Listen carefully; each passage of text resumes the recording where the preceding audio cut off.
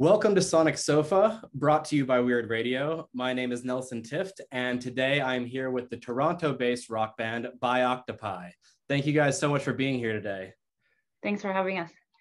Absolutely. And I just want to open up by asking you guys the question that's on the minds of all of the By Octopi fans out there is, when is the debut record dropping, guys? Hello? So that's the question of the hour, of the day, of the year. Yes. It's been pushed. COVID's been our beast in so many ways. This way especially, it's delayed it from time and time again, but we're pushing through and we're looking at the end of the summer. We have an EP coming out next month. Again, things have been shut down, so we haven't had as much access to the studio and a number of things, including printing places, and things just get delayed. But we're looking at our EP in June, our digital EP in June, and our full-length debut by the end of the summer. Nice. That is so exciting. Things are happening. Things are moving. Yeah, they're moving while we're sitting still. So exactly. Yeah, it's a really bizarre place we're in, but it's an interesting place, very least. Totally. So what can we expect from the EP? Is it going to be another 2-song release, or I wasn't sure how you packaged the first two, but what's this upcoming EP going to be? Well, the first two that we released, Orange and Nunchuck Boomerang, they were just singles that we had. We were gonna go full out with an album, and much to like, after hearing everyone's advice, they're like, that's not the route to take this year, because we can't shop it by playing live shows. Mm-hmm. So everyone said EP. We're gonna do 4 to 5 songs. One of them we're waiting because we're getting into the studio for it. And so we've got 5 songs. They're catchy, they're fun, they're cool AF. Yes. Yeah, rock, punk, a little bit of metal, a little bit of, you should hear the guitars on it. Can't wait. Scott's the guitar guy. We've got it's going to be fun. We had a lot of fun making it. There's still some work to do on it, but we're excited to get it out there. So nice. We're going to get a lot of By Octopi music this year. We're going to get a 4 or 5 song EP, and then we're going to get a full-length album. That's all amazing. Day long. Yeah. That's so great. So can you guys talk a little bit just about, like, what has the process been like for this record? And of course, there's so much that go into that, but like whichever direction you want to take it with, like how you guys are recording it, what problems you've run into, whatever you want to talk about. How's it been going? I'll start and then I'll pass it off to we found some undiscovered talent within our own band this year. So that's I don't want to say pivot anymore, because that term can just suck it right now. I can't hear pivot. It's overused at this point, but we've had to pivot. Yeah. So because we can't play live music, even jamming's difficult. Recording in the studio is something that's even out there at this point, because we can't really be together. So we've been recording remotely, and our orchestrator of that has been Scott, and he's got a setup. He's a really good musician, and as we'd have it, he's also a producer, mixer, master in the making. So yeah, if you want to talk about that, Scott, that's a pretty good lead up, I think. So really live up to all the things that yeah, basically we haven't really had an opportunity to get together and meet up in a studio to get anything done, nothing like that. But we had our song ideas. We've got our songs that we jam with, and we started putting some things down in little bits. And I have been working on my mixing skills, trying to get some of our songs together like a demo style. And we're coming along with that. So we're organizing those for our early release. And we've been working on sharing different ideas and sharing our different parts remotely, like, and then trying to piece them together into an EP and an album. So that's kind of where we're coming from right now. Nice. And we're just slowly plugging away at that. And, as we get things coming out, we're going to pump them out for you guys. So excellent. Yeah, really taking use of the Dropbox or the Google Drives and those things. Exactly, yeah. Sure. They've never been more handy than they have been in the past year, I think.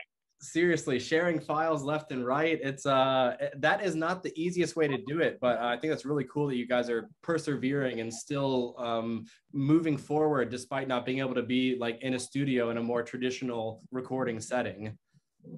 Absolutely, yeah. It's been a way that we can keep going when we can't. Otherwise, maybe we wouldn't have been able to. Right? Gives you a little bit of something else to do. Yeah. Absolutely, totally.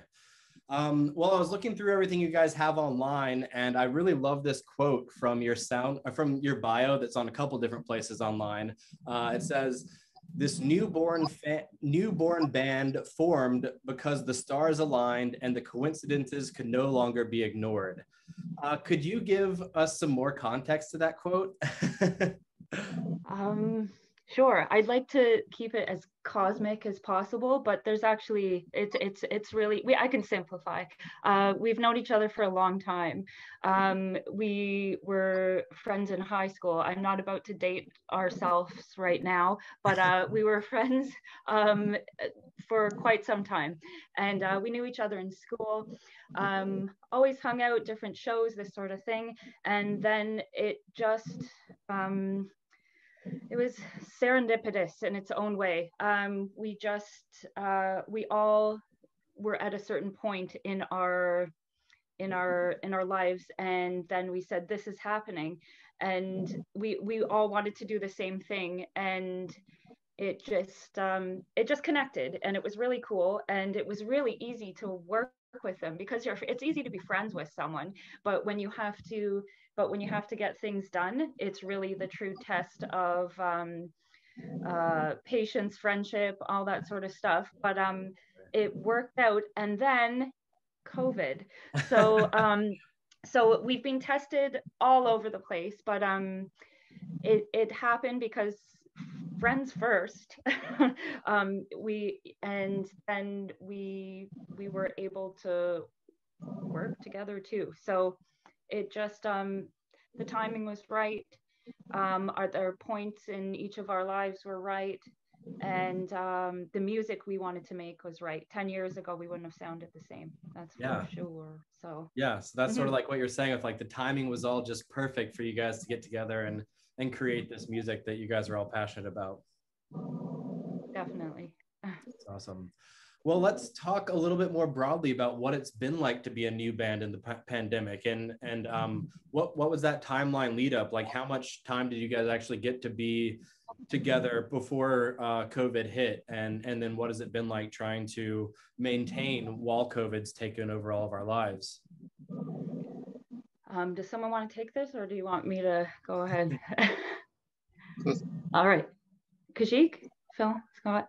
Okay. You're pretty good at, I can talk all day. That's the thing. I can just steamroll this, but okay, I can start.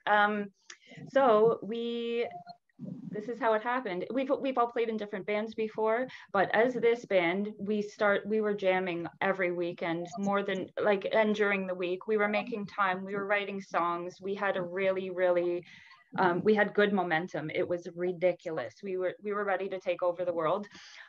So we booked all our shows. We had like a really decent calendar like in front of us, and we said, this is, we had some really good venues we were about to play. We were excited about even just the promo for it. And then we did our first show, and the week later everything got closed down. So it's this whole prefab thing that it almost seems strange that we've developed through the pandemic. But in terms of, so I guess we were able to focus on all the behind the scenes stuff this year without the best part of it, which is playing live. Like your favorite part of it you can't do. So I guess we're just doing what's it called, I don't know, all the business you have to do that you don't particularly want to do, because in the end we're gonna play again at some point. So we got one under the belt, and then we had to function as a internet band, I suppose. Yeah, that's where we're at. That's the reality. But you guys are laying a framework and a foundation that you guys, like you were saying, you have momentum going before. And I know how that feels to just like have the legs cut out from under your project. And now you just feel like you're waiting. But I think that you guys have done a really great job of timing this. And I think that the releases you guys have coming are going to be really well timed. And hopefully you guys can get right back out there into playing shows and stuff. Yeah, I think so too.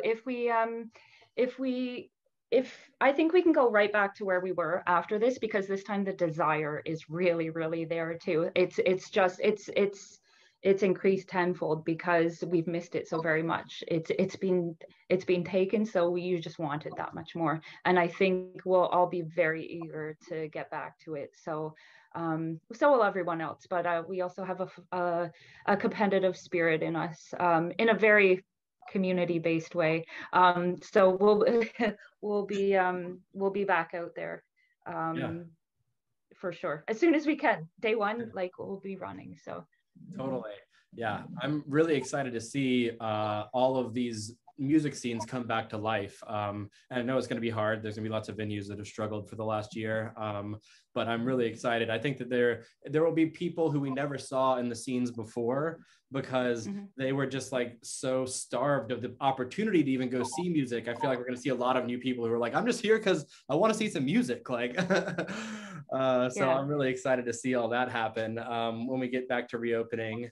But back to the music, I wanted to ask you guys about your two releases, Orange and Nunchuck Boomerang. I think that they're both really great songs, and just talk a little bit about them. Why did you lead with those two tracks, and any other things you can tell us about them? Kashik, Scott, Phil? I got it. Yeah. Go ahead if you want. Yeah. Oh no, I just don't want to take, because again, I can go all day. So Orange, we really liked the pace of it. We just felt it. Scott started by writing the guitar, and he goes, "Oh, hey guys, listen." He sent it to the group again, because you send it to people, you can't so much play it in front of each other. And the second we heard it, we are just like, I got a part. We gotta make this happen. We just felt it from the beginning. It's got energy. It's got its own little energy to it. So it just had an energy we could all agree on, and it was easy to work on. It wasn't a struggle, and it came together really quickly. I say that from my angle from doing it, but because I had to say I have lyrics, and then go. But then for the actual hard work that went into making it, again, that goes to everyone else. Yeah. Scott, what was it like for you having to pick all these pieces up and receive all of them and then compile them together and things like that? It was mostly just a big learning curve for me. It was I had never really worked with multi-track recording at that level before. Normally I would be used to, two of my own guitars, and that's pretty much it, maybe some drums. So it was interesting. It was really cool to have the product come together at the end. It was really cool to hear that we get the sound come through that we were looking for, or at least somewhat close to it. And as far as those two songs, I think that like putting them together in a recorded format, those were kind of like the two that like started out at. Those are the two that we started out with, so that's why we kind of led with those. That's what we had going on at the time, so they were kind of fresh for us, and it was something that we wanted to get out there, something that kind of represented the sound that we're started developing at the beginning.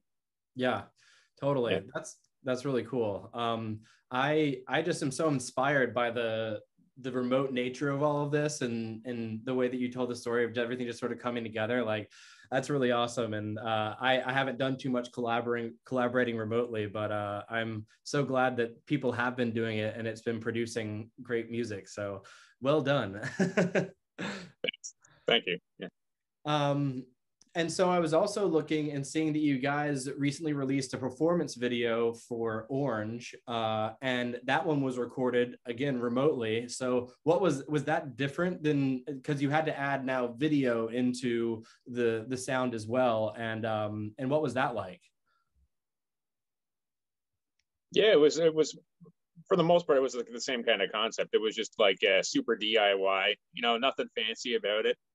Just let's get the audio tracks in here. Let's get some cell phone footage of us playing, and let's just paste it all together. Not a lot of editing or anything like that. Pretty raw. That's how we wanted to get it across to it. It sounds cool when it's raw, because that's what you're getting when you see us. So we wanted to keep it as real as we could as far as that goes. Yeah, I thought it sounded really cool. I thought it was a good idea to just keep things getting out there and stuff like that. So, I mean, I like both of your pandemic videos that you've released. They're both very cool. So let's move on from the pandemic talk, which is hard to do, but let's talk about some pre-pandemic times. What is your favorite venue to play in Toronto? And I hear that you guys have played in other bands and stuff. So yeah, shout out a venue that you guys love to play. It's no longer around, but Reverb Big Bop, they were like, one was above, one was below, but it was really fun to play at that venue because it was really dark, grungy, and it was just really awesome to be there. Lots of fun. So nice. It's a place that will be missed for sure. Did it close because of COVID? No. Before COVID even. So okay. Yeah, it's been gone for a while, but I remember that one really well. It was lots of fun. That's awesome. I like the Horseshoe. Yeah, because you got to. I think the Horseshoe, because it's iconic, because you have to put that on your list because of all of the notable musicians that have played there. So it's one of those things you just have to have it on there, and it's a sacred thing to have played there. Big or small shows, new band night, whatever it is, I'm not going to say which end of that we were on, but playing there means a lot, right? So that's a really good one. I think the small intimate shows are so cool because you get to hang out with everyone, because they're all, you get really close, but bigger ones too, and eventually we'll be playing for millions of people, so those ones will eventually be fun, but there's medium size, it's all good. The Toronto has just so many great venues, and they're also at risk of closing very quickly, so some of them we haven't had the opportunity to play at this band, many of them, all of them, but we want to play at the Hard Luck, Horseshoe, Opera House, Sneakies, all these amazing places, and we just can't wait. So that's so cool. Yeah, I haven't had the pleasure of visiting Toronto and visiting their many venues, but it sounds like a city that has a lot of music going on, and it would be well worth anyone who wanted to check it out to go check it out for sure. Are there any other venues you want to shout out? Or I had the flip side of this question, and of course, no need to shout anybody out you don't want to, but are there any venues you'd rather not play again? Any ones that are kind of like, their staff was rude, or even if they're rude, it's always fun to play, regardless. Yeah. Even if it's just whatever, it's always just good to play. That's the thing. Because we can hold our own. We get it. We can talk shop with any naysayers if we got to. I've got a big mouth, and it's you can be friends at the end of the night, even with those that give you a hard time. So it's good. You got to turn it around. But yeah, I don't think there's any place we wouldn't want to play at this point, because we are so very excited to get back out there. Absolutely. Yeah, any opportunity is a good opportunity, for sure. Yeah, definitely. Well, I have one more question for you guys, and this one's just about the future. Like, what are your plans for By Octopi, once live music is safe again, once the album is out? Like, what is your guys' hopeful plan for the future? To take over the world. Fuck yeah. Yeah. You said it so calmly. It was ridiculous. Yeah, it was a little bit creepy. It was a little uncomfortable, but you got the point across, and I think we share that sentiment. Well, it's what's up though. I'll say my piece and then I'll let you guys say what you're thinking. But yeah, we want to get out there. We want to play all the shows. We want to connect with all the people. We want to make all the music. We want to tour. We want to connect with other bands how it used to be. We want to be in the venues. We want to smell the smell of a stinky show after midnight. We want our album to be out there. We want to walk by a vinyl shop and the big shops too and be like, that's ours, you know. And we want to make music. We want to continue loving it, and we just want to be around people too.